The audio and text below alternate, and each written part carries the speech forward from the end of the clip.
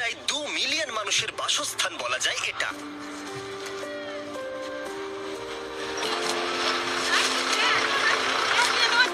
সারা দেশের অনেকগুলো ডাম্প সাইটের মধ্যে এটা একটা, যেখানে মানুষদের আবর্জনার পাহাড়ের মধ্যে অনেকটা সময় কাটাতে হয়, যেখানে থাকে প্রায় ধারালো বস্তু, বিষাক্ত বর্জ্য পদার্থ, যেগুলো প্রায়শই মারাত্মক রোগের কারণ হয়ে দাঁড়ায়। প্রতিদিন মাত্র $3 রোজগার করার জন্য। যেহেতু এটা বিশ্বের সর্বাধিক জনসংখ্যার দেশ, তাই ভারতে প্রতি বছর প্রায় 1.3 বিলিয়ন পাউন্ডের আবর্জনার উৎপত্তি হয়। ধনী এবং দরিদ্রের মধ্যে ক্রমশ বেড়ে চলা সম্পদের পার্থক্যের জন্য লক্ষ লক্ষ মানুষ এই সমস্ত আবর্জনা বিক্রি করে তাদের জীবিকা নির্বাহ করতে বাধ্য হয়, আর তারা এই জীবনযাত্রার মধ্যেই আটকে পড়ে রয়েছে। এটা সত্যি হতাশাজনক।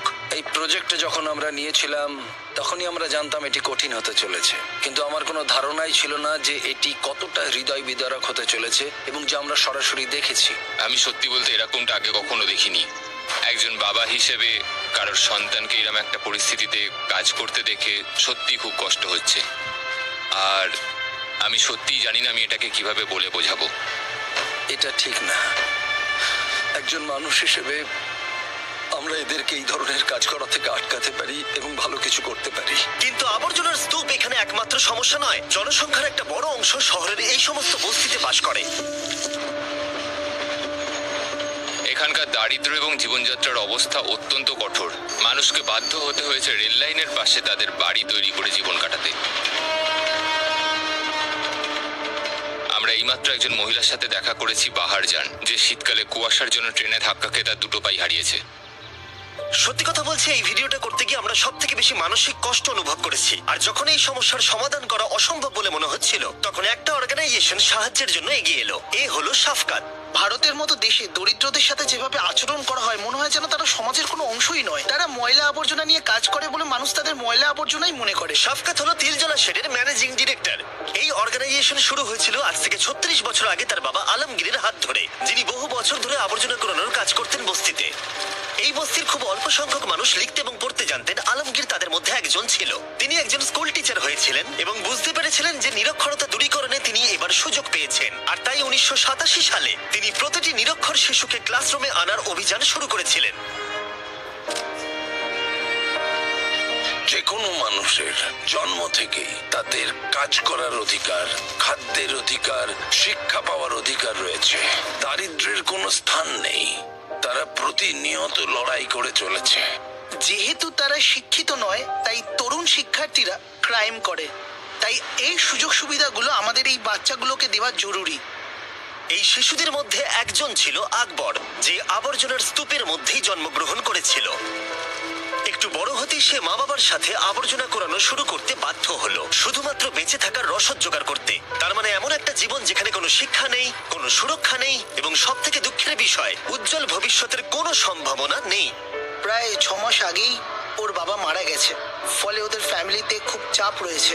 এখন ওর মা পুরো একা, এবং তার পক্ষে এই পুরো পরিবারটা একা টেনে নিয়ে যাওয়া কার্যত অসম্ভব হয়ে দাঁড়িয়েছে। আকবর চাইনি এই জীবন যেখানে আছে শিশুশ্রম, দারিদ্রতা এবং এমন একটা চাপের জীবন যা সমস্ত শিশুর কাছেই অসহ্য। ও গেটের বাইরে থেকে স্কুলে কি হচ্ছে দেখে। আসলে কোনোদিন সুযোগ পায়নি স্কুলে ঢুকে ক্লাসে বসার। ওর এখন 12 বছর বয়স। ও কোনোদিন স্কুল যায়নি। ও জানেই না কিভাবে লিখতে পড়তে হয়। তুমি কি হতে চাও বলো? ইঞ্জিনিয়ার। ইঞ্জিনিয়ার? ও বলে আমি অনেক কিছুই দেখতে পাই যেগুলো রাস্তায় পড়ে রয়েছে। মানুষের গাড়ি ব্রেকডাউন হয়ে গেছে, কেউ কিন্তু সাহায্যের জন্য এগিয়ে আসে না। আমি এদেরকে সাহায্য করতে চাই। এই সমস্ত প্রতিকূল পরিস্থিতি সত্ত্বেও আকবর কখনোই শিক্ষিত হবার স্বপ্ন দেখা ছাড়েনি। তাই সাফকাত আকবরকে রাস্তা থেকে তুলে নিয়ে গিয়ে স্কুলে ভর্তি করালো। আর মাত্র 2 বছরের মধ্যে সে ক্লাস 8-এ পৌঁছে গেল। আর এটাই তো হবার ছিল। এটা তার জন্য আমার আশা এবং স্বপ্ন যে সে এখন শিক্ষা পেতে পারে, সে এখন বিশ্ববিদ্যালয়ে যেতে পারে এবং সে একজন ইঞ্জিনিয়ার হতে পারে, যে স্বপ্নটা সে সারা জীবন দেখেছে।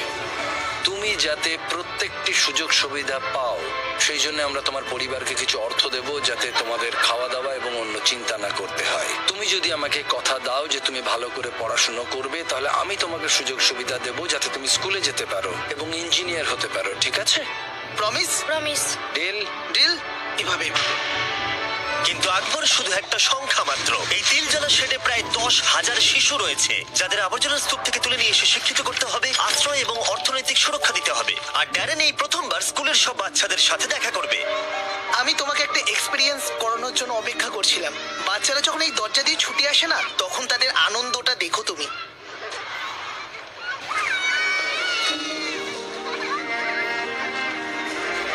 শেড 20,000 শিশুকে উন্নত জীবনের পথে নিয়ে গেছে। এটি এমন একটি সংস্থা যা বিশাল একটা পার্থক্য তৈরি করেছে। এটি শুধুমাত্র সেই 20,000 জীবন নয়, এটি তাদের সেই বিশাল পরিবারও যারা এই সমাজে জন্মগ্রহণ করে, এবং আরো অনেক সুযোগ সুবিধা এই সংস্থার থেকে তারা পায়।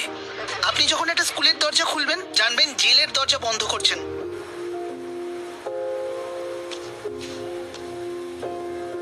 শিক্ষাই এগিয়ে যাওয়ার একমাত্র পথ। এটাই একমাত্র পথ যা সমাজকে বদলে দিতে পারে। শিক্ষার পাশাপাশি তিলজলা শেড আরো একটা কিছু করছে, সেটা হলো অনেক এক্সট্রা কারিকুলার অ্যাক্টিভিটিস, যার ফলে বাচ্চারা তাদের নিজেদের প্যাশন খুঁজে পাবে। তাদের মধ্যে অনেক আর্টিস্টিক ট্যালেন্ট লুকিয়ে আছে, আমরা সব সময় সেগুলোকে বার করে আনতে চাই। আমাদের এখানে স্পোর্টস ক্লাস হয়, টাইকোয়ান্ডো ক্লাস হয়, আমরা এখানে কম্পিউটার শেখানো শুরু করেছি, গিটার ক্লাস হয়, পিয়ানো ক্লাস হয়, এবং আরো অনেক কিছু হয়।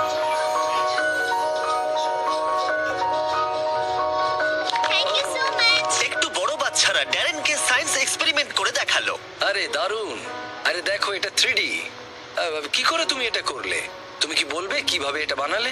এগুলো সব রিসাইকেল করা জিনিস, যেমন কাগজ, প্লাস্টিক, কার্ডবোর্ড। স্যার, এটা একটা ওয়াটার ডিসপেন্সার, এভাবে জল পড়ে। আমি মনে করি যে এই বাচ্চারা কতটা উদ্ভাবনী এবং সম্পদশালী সেটা আমাদের প্রত্যেকের জানা খুবই গুরুত্বপূর্ণ। তাদের কাছে কাজ করার জিনিস খুবই কম, কিন্তু তবুও তারা এই জিনিসগুলো তৈরি করতে এবং নিজেদেরকে শিক্ষিত করতে প্রতিনিয়ত চেষ্টা করে চলেছে। এমন অনেক সম্ভাবনা রয়েছে যা এই বাচ্চাদের মধ্যে এখনো লুকিয়ে আছে, কিন্তু তারা শিক্ষার সুযোগই পায় না। এভাবে তিলজলা শেড তাদের সম্প্রদায়ের মধ্যে বড় প্রভাব ফেলা সত্ত্বেও এই সমস্যা একার পক্ষে সমাধান করা খুবই কঠিন। এই সম্প্রদায়ের অনেক কিছু প্রয়োজন, তার জন্য তারা লড়াই করে চলেছে। আমরা আমাদের কাজের পরিধি আরো বাড়াতে চাই, কিন্তু তার জন্য আমাদের মতো অর্গানাইজেশনগুলোর অনেক সমস্যা রয়েছে। আমরা ঠিকঠাক রিসোর্স পাই না। আর ভারতে এই সমস্যার সমাধানে যাতে আমরা দীর্ঘকালীন প্রচেষ্টা চালিয়ে যেতে পারি, তাই 1 বছরের জন্য তিলজলা শেডের এই প্রোগ্রামের ফান্ড আমরা দেব বলে ঠিক করলাম, যাতে এই প্রোগ্রাম কলকাতার বিভিন্ন অংশে ছড়িয়ে পড়ে এবং ভারতবর্ষের বিভিন্ন প্রান্তেও। এই সব কিছু আপনাদের জন্য সম্ভব হচ্ছে। আপনাদের ভিউয়ারশিপের জন্য বেস্ট ফিলান্থ্রপি অনেক সাহায্য পাচ্ছে, আর আমরা একজন রেসিপিয়েন্ট হিসেবে বলছি, আমরা বেস্ট ফিলান্থ্রপি থেকে অনেক সাহায্য পাচ্ছি। তারা আমাদের প্রতিশ্রুতি দিয়েছেন শুধুমাত্র আপনাদের জন্য। আপনাদের এই সাপোর্টের জন্য অনেক অনেক ধন্যবাদ। কিন্তু এছাড়া আরো একটা সারপ্রাইজ ছিল। শফকাত বলেছিল অনেক বাচ্চারাই কম্পিউটার শিখতে চায়, কিন্তু লোকাল লাইব্রেরিতে যথেষ্ট সংখ্যক কম্পিউটার ছিল না যাতে সমস্ত বাচ্চারা শিখতে পারে। তাই আমরা সাহায্য করলাম। আমরা আরো কিছু করতে চেয়েছিলাম, তাই আমরা কম্পিউটার নিয়ে এসেছি। কঠিন দিন থাকবে, চ্যালেঞ্জও থাকবে, কিন্তু একজন সমাজকর্মীর কাজ হলো একটা স্ট্র্যাটেজি খুঁজে বার করা যাতে এই অসুবিধাগুলোর থেকে মুক্তি পাওয়া যায়। এতে যে অসুবিধাই আসুক না কেন, আমরা সেগুলো জয় করতে পারি। কিন্তু এখানেই শেষ নয়। শফকাত ড্যারেনকে মহেশ আর অধীরের সাথে দেখা করালো, দুই ভাই যারা আবর্জনা কুড়ানোর কাজ করে আসছে তাদের 13 বছর বয়স থেকে। তারা খুব ভোরবেলায় কাজ শুরু করে দেয় আর 12-13 ঘন্টা কাজ করে, এবং তাদের পরিবার অনেক বড়। এই যে কাজগুলো দেখছেন এইগুলোই আমরা করি, আর এই করেই বাচ্চাদের সরকারি স্কুলে পড়াই, আর এইসব করেই সংসার চলে। মহেশ ড্যারেনকে বলল যে তাকে প্রতিদিন ঘন্টার পর ঘন্টা আবর্জনা বইতে হয়, এবং সে তার বাচ্চাদেরকে স্কুলে পাঠাতে চায়, এবং এই স্বপ্ন নিয়েই সে বেঁচে আছে। $5-6 একটা পরিবার চালানো খুবই কঠিন ব্যাপার, কারণ এটা অনেক কম টাকা। মহেশ তারপর ড্যারেনকে তার বাড়ি দেখাতে নিয়ে গেল এবং দেখালো তাদের প্রাত্যহিক লড়াই কতটা কঠিন। এখানে অসহনীয় গরম, এবং এটা গ্রীষ্মের সেই উষ্ণতম সময়ও নয়। আসলে এখন শীতের শেষ, কিন্তু এর মধ্যেই এখানে গরম পড়ে গেছে।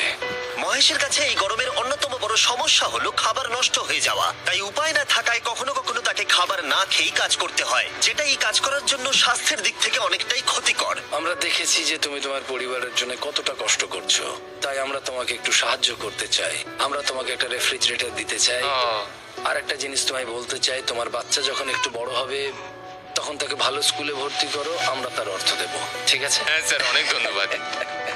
খুব ভালো থেকো বন্ধু।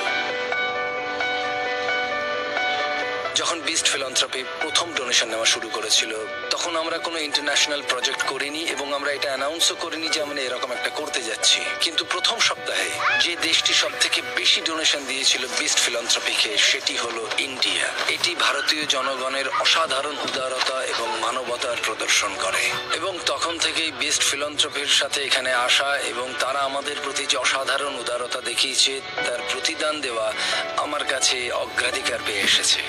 আমি স্মিথ ব্রাদার ফ্যামিলি ফাউন্ডেশনকে একটা বড় শাউট আউট দিতে চাই। যখন ড্যারেন জানতে পারলো এই প্রোগ্রামের অনেক বাচ্চারাই রোজ খেতে পায় না, তখন সে তার পুরনো কিছু বন্ধুর সাথে যোগাযোগ করলো আর তারা তাকে খুব সাহায্য করলো। তারা 2 বছরের জন্য 80টা পরিবারের খাবারের দায়িত্ব নিল। এত ভালো হবার জন্য ধন্যবাদ।